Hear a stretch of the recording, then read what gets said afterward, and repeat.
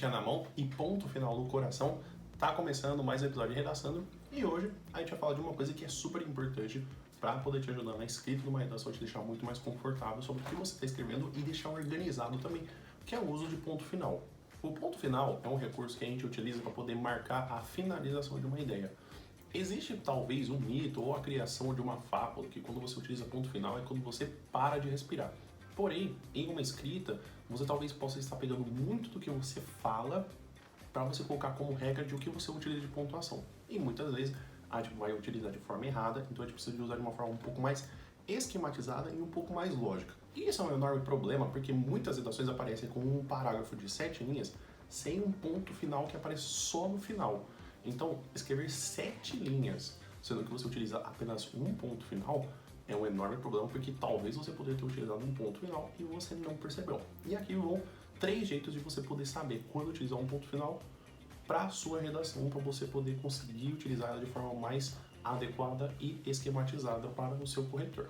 O primeiro deles é que você pelo menos use, eu aconselho mais, mas que você pelo menos use 2 pontos finais. Por quê?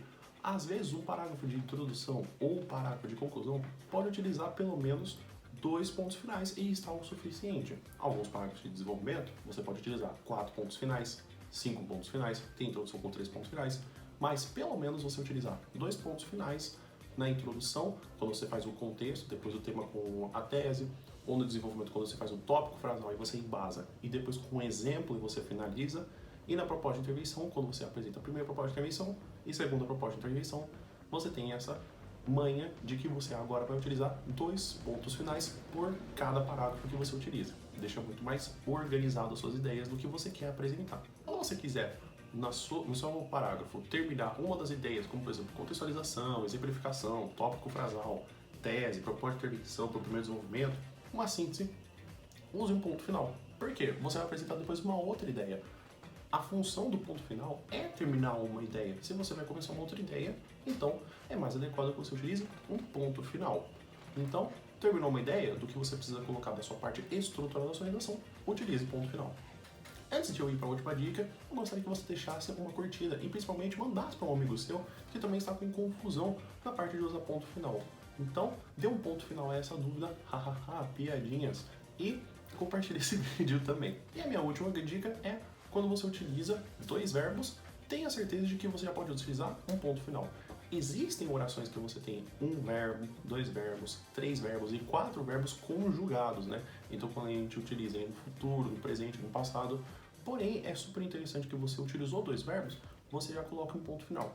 Porque imagine que no seu parágrafo inteiro você tem 8 verbos, ou seja, 8 ações com 8 ideias e você ainda não colocou uma finalização para sua ideia.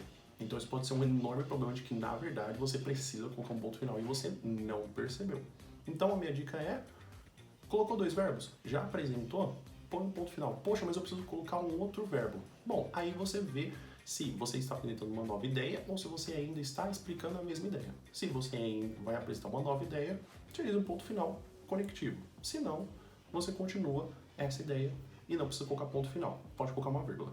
Então é isso, pessoal. Espero que vocês tenham entendido. Claro que aqui são ideias mais generalizadas, existem as exceções, mas isso é para você poder ter um pouquinho mais de segurança. A gente está construindo aqui um pouco de confiança para entender cada uma das partes da redação, para você poder ir escrevendo.